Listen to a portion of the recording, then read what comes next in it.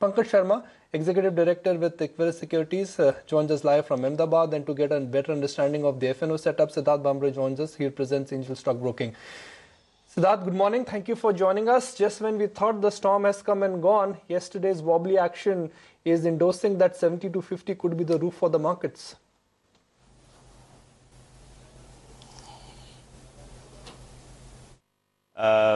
Slightly that kind of feeling when you get a false sense of comfort and then again a big reality check that happened yesterday. Honestly speaking, it was not very surprising because I really don't expect that the kind of volatility which we are seeing on key commodities like oil and the geopolitical situation, especially the role of Iran and Saudi Arabia, it looks really very difficult how oil would stabilize.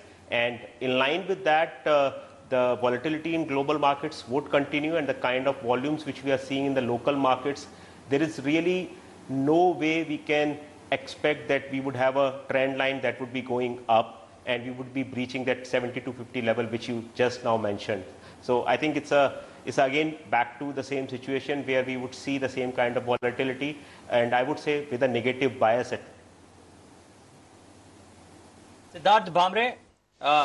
Siddharth Bhambre, this question is to you. Is 7200, 7250 a bit of a roof? What do you expect this expiry to look like on the indices, the Bank Nifty and the Nifty?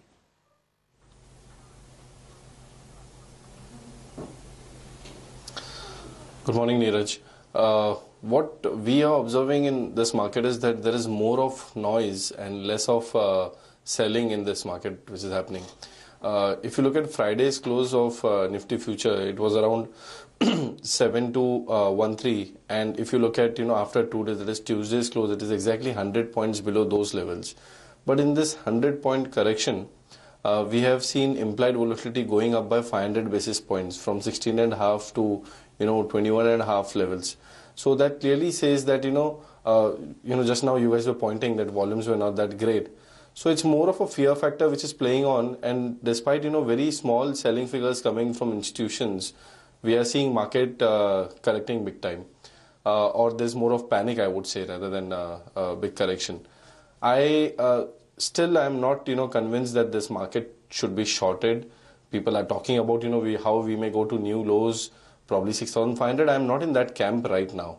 If you look at FI statistics, and not just for 1 or 2 days, but throughout the Feb series, these guys have been buyers in index futures. More than 3,500, 4,000 crores of long positions formed in index futures. Most of the index options, what FIs have did is buying. And despite Neeraj, when market bounced back from around 6,800 levels to 7,200 levels, we were seeing that put call ratio was not increasing. Generally, there is a tendency that put call ratio goes up along with the market. Why that is not happening? Because most of the call option buying has been done by stronger hands. So I will not throw in the towel and say, okay, I will short now. I would continue to remain with my stance that this is not a market where you should create aggressive short positions as of now. Liquidity is hard to come by, but it's not going big time also. So I won't short this market. Okay, don't short the markets, but tread with caution. So Siddharth, what would be your individual stock ideas then?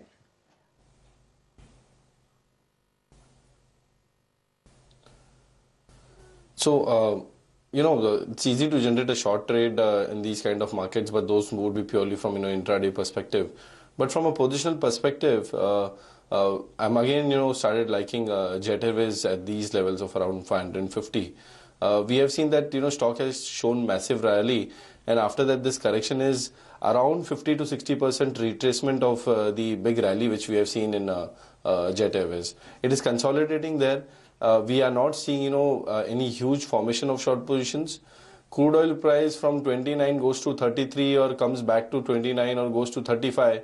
In overall scheme of things, anything below $40 is really nice for aviation companies. Stocks ran up, now it has corrected. I think there's a good chance of it again, going up.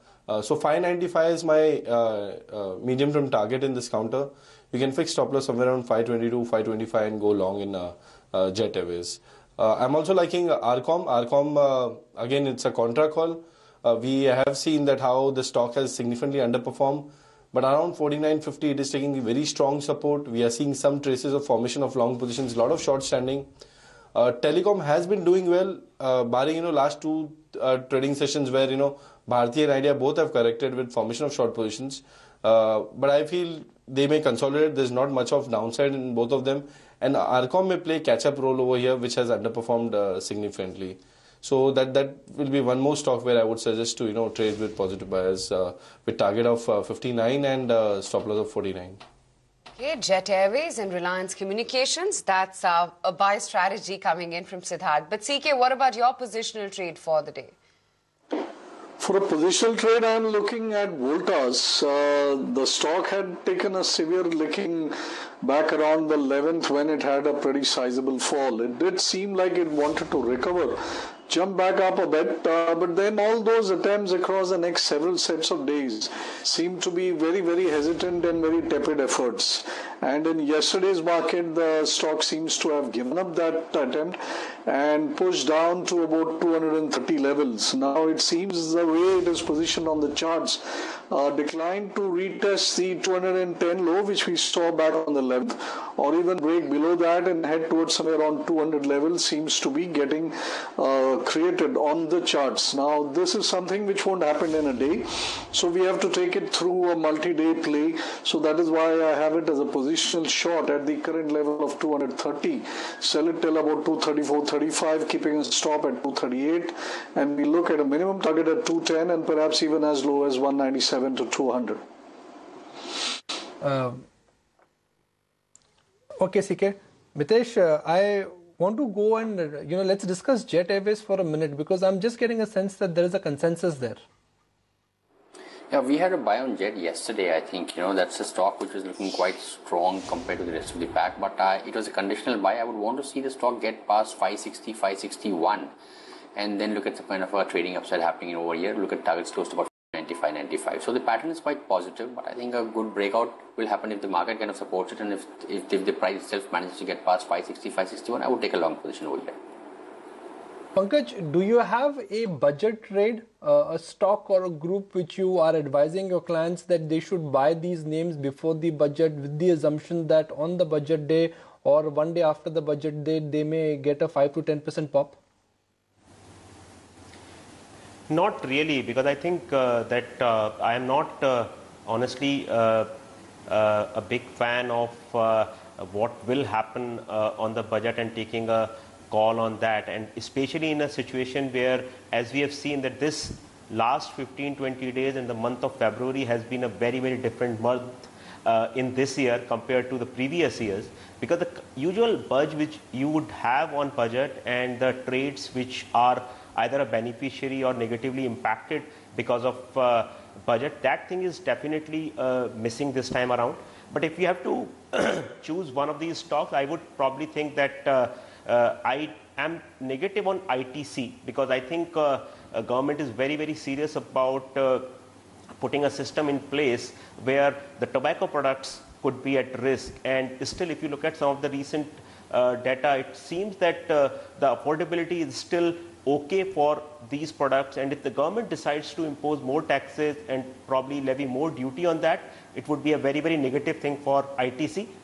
So that's the only budget trade which I would probably pick.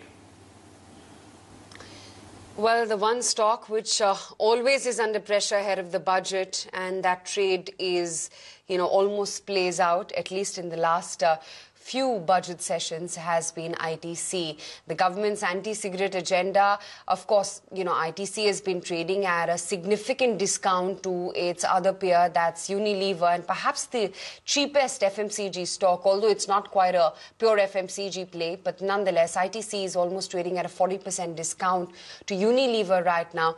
And consistent selling coming in ITC, typical of a pre-budget move, wherein you would think that the excise duty on cigarettes are going to be increased yet again. ITC now quoting at 293.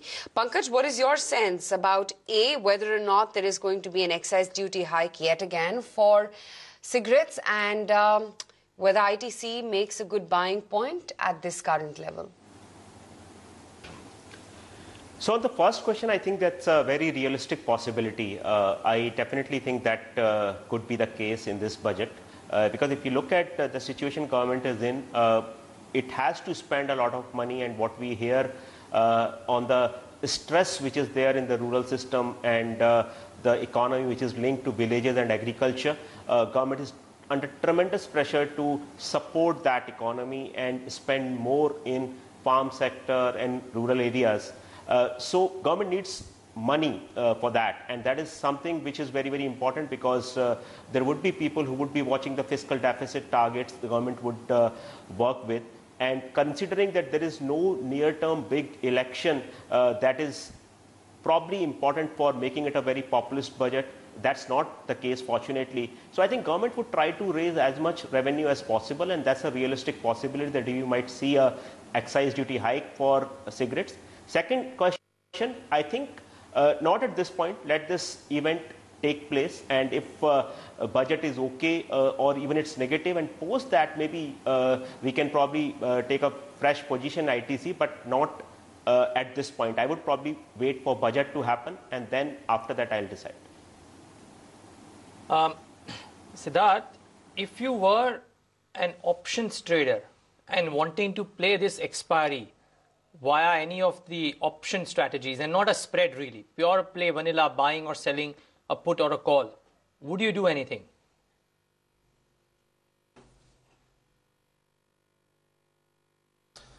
Yeah, I would buy 7100 call options even at current market price or at any dips, and I'm expecting expiry to happen somewhere around 7200 odd levels, 7200 plus levels. So 7100 call option, if today market remains in a lull phase, which SGX is indicating, then this call option can see some decline in premiums initially, and that would be the time where I feel 7100 call can be bought for remaining 2 days of this Feb series. What options ideas would you look to execute pre-budget?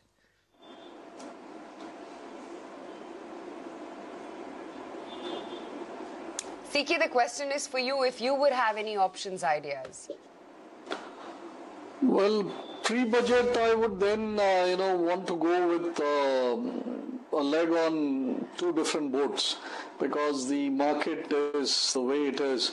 But my sense is that there's so much of expectation of a downside that if the budget were to be, as bad as people think it is, then maybe the market will fall on, X points. But if it is not half as bad as they think it is, the market is in a position to go up 2x. So what I would have is one long put and two long calls. Now you may choose the strike, the distance away from the current price as your finances would allow it, your risk parameters would allow it. My suggestion is to take it one strike below the current and one strike above the current levels in the March series, and have one long put and two long calls. I think that is the way I would like to play it. It's a play on my bias. My bias says that if the budget is not half as bad as people think it would be, there is absolutely no built-up long position, and the path of least resistance would be upward. So I would want to be positioned for that with the option. But I don't know, maybe what people are saying about long-term capital gains and all that may be true. Who knows? We'll see on Monday. If that happens, I want to have a put as well. Mitesh, coming on Tata Motor DVR. Tata Motor DVR had an exceptionally strong Tuesday. When I say exceptionally strong Tuesday, relatively when markets came down, the stock held out. I think there's clearly, positive a factor of it being included in the Nifty index, but I think it needs to start getting past 255, 260. That's the important supply zone for the stock. It's been in a downtrend now, showing signals of a possible bottom being made, but I would, wait for the stock to give breakout signals before entering on the long side. If it manages to get past 260, then I think there's a good chance that we are looking at a nice and decent trading rally with a minimum target of 275 to 278, with possibly higher targets can also be discussed. But for the timing, I think getting past 260 would be tough. The stock yesterday had an intraday high of 259.70 before it kind of cooled off. Well, interesting. 246 for Tata Motors DVR, about 1.5% in trade yesterday while the market was down and out. By the way, bring up what the cues are. About a minute to the pre-open session. Bring up what the cues for the morning are, and the SGX Nifty, of course, is indicating that it's going to be a flat start to trade. It's not unwelcome, quite frankly, considering what happened in trade yesterday. Amongst the stocks in news, there could be interesting reactions to PNB. Yes, they have made adequate disclosures, but the commentary hasn't been the most optimistic. And banks, anyways, are in a bit of a downtrend. Yesterday, there was some major shorting in all the PSU names. So let's see if PNB has some further weakness. There are some odd small mid-caps, the likes of Neyveli and Solar Industries and a few others. Remember, Neyveli Lignite was up 9% in trade yesterday. Could be interesting to see how some of these stocks react today. And, of course, the other focus will be on the strong private sector banks, which started to show a bit of a crack yesterday, HDFC, Kotak, etc. Let's see if they continue to move down and touch their 52-week lows. But the first rates on the pre-open, we may not have a 0.5% uptick as the Nifty is showing. The Sensex has a more believable flattish start to trade. Nevertheless, just bring up what SBI, PNB and others are doing. PNB has a 10% downtick on the Nifty. That won't happen. But yeah, there could well be some softness there for Punjab National Bank. There is some weakness in CAN, and naturally so by virtue of the crude fall in trade yesterday. CAN India could well be down in the session today. Do watch out for Kotak and HDFC Bank, just about 20, 25, 30 bips off or points off their 52-week lows. So it should be interesting to see how these do in the session today as well. All in all, expect a flattish start to trade, probably for some of the index heavyweights as well. Dabur is looking to make Ayurvedic drugs for diabetes and malaria. And they've inked a license with the government of India as well for these two drugs. This is, of course, something that came out in the Times of India this morning. This could be an interesting shift for Dabur, getting into pure play healthcare and Ayurvedic at that. 240 is where Dabur is currently in trade. Also, Zydus Pharma, they've got a US FDA approval for one of the drugs, or capsules rather, which is used to treat respiratory tract infections. So look out for this as well. And definitely you would look out for follow through on the Tata Motors DVR, Aurobindo Pharma and all the additions whereby in the index 68.63. So the weakness continues for the currency. But Ajay also is waiting by to tell us what the D Street chatter is this morning and the three stocks to look out for. Ajay? Good morning, Aisha. Well, dealers are not, shying away from braving out, taking long calls. They believe that yesterday's fall was FNO-based shorting happened because the FI sell was not very large. In fact, HPCL is one stock which fell 5% in trade and dealers are recommending to be bought. This is the first time in several months we are looking at Indian PSU refiners, GRMs outperforming the Singapore refining margins. So there is some reason to take note of that. And of course, crude has resumed the fall. Traders are recommending a long. ITC was, down 2 to 3% yesterday, but according to technicals, it has, gone below a key technical level of 300 very significantly in yesterday's session. And of course, fresh shorts were seen. Dealers believe this downtrend may continue till budget. 6 to 7% hike in excise for tobacco products is something also which is a buzz on the street. So watch out for this stock remaining under pressure. And the last one, the last man standing in the private bank space, which started cracking yesterday, was HDFC Bank. Dealers believe that after several months of outperformance, this is one stock which is coming under pressure. Otherwise, a very strong pillar. And this is witnessing some institutional selling. So again, a downtick expected from this one as well. All right. Thanks for that, Ajay. So those are some stocks to watch out for. And then, of course, let's get in Aman to speak about the two minor upgrades that have come in on Dish TV and Gale. Well, after a while, I'm seeing a positive. Actually, I've seen a note earlier as well. But Aman, fill us in on what brokerages are saying about these two. Well, they've upgraded the stock to neutral from sell with a target price of 70, saying that the stock having corrected, well, the current valuation reflects the following. There will be slow ARPU growth on account of digitization. Pay TV operators like Dish TV will find it increasingly difficult to push through with ARPU increases. There's also increasing competition. The subscriber growth has been awfully sluggish in the run-up to the digitization deadline. So they built in a 19% increase in content costs as well for FY18. In terms of key downside risk, that's lower margins due to content cost renegotiation, and upside suggests that where there will be an increase in the pack prices by cable operators, so we could see a stabilization in the ARPUs at the lower end. Meantime, Gale, and there's been an upgrade by UBS from neutral to buy with a target price of 410. Gas transmission volumes have bottomed out and could grow about 6% in FY17, led by gas pooling initiatives and increased LNG demand. They expect the petchem turnaround from a bit losses in FY16 to profits in FY17, and it's a good proxy to India's rising gas consumption on account of the dominant pipeline work and operating leverage potential given its low pipeline utilization. Right, Avan, thanks a lot for that. Pankaj, let me start getting closing comments from you. Give me a group of stocks, 2 or 3 stocks where you think the downside could be 5 to 10%, but the upside in next 2 years could be 25 to 30%.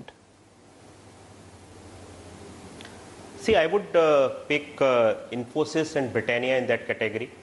I would think that as far as downside is concerned, I think we might not have too much of a downside in Infosys. And if you look at the commentary which has come in just in last few days, and I would probably take it with a lot of credibility from the management side, because what they have delivered in last 12 to 18 months is something which was definitely very, very good.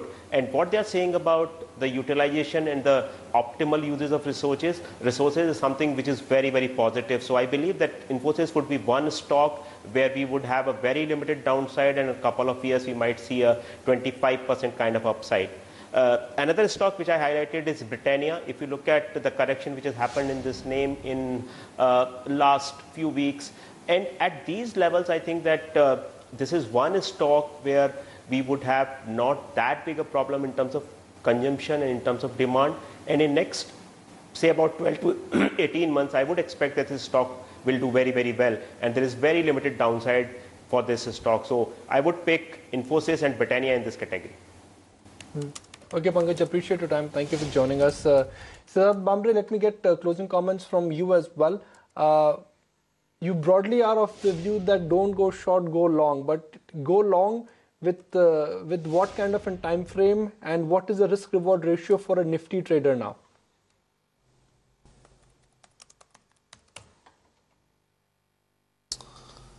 Yeah, Nikunj. So one thing is clear that I am not suggesting to short. Long may not be future, but then from next 2 days perspective, as I mentioned, that I'm expecting expiry somewhere to be around 7200, and with 2 days remaining, I think 7100 call option during the day would give you a very good proposition to go long. That is one thing. I would also like to add on ITC, which is much spoken stock. There also I have a strategy. Yes, there are a lot of negative expectations on ITC from this budget. Not necessarily it may materialize. But before budget is expiry, and according to me, that would be a much bigger event than budget itself. So at least for ITC, because the stock gets, HDFC Limited and ITC is utilized to manage the index level. 290, 295 is strong support, stock is there. Your 290 call option has closed somewhere around 5.5 rupees. Today, if stock goes slightly down, which it may, you will get this call option around 4 rupees. And I would suggest to buy this 290 call option around 4 rupees for next 2 trading sessions. So that would be also one more trade. Okay, Siddharth, good chatting with you as always. Let you go on that note. Let's just revisit what the pre-open rate is indicating and where it's settled in at. Well, not a whole lot. Seems like we're going to struggle sub the 7100 mark. If nothing, it's a 0.5% downtick, which the pre-open rates are indicating. The rupee as well starts off weak. Andrew Holland from Ambit Investment Advisors joins us on the show right now. Andrew, hi, good morning. A fair amount of fear in the market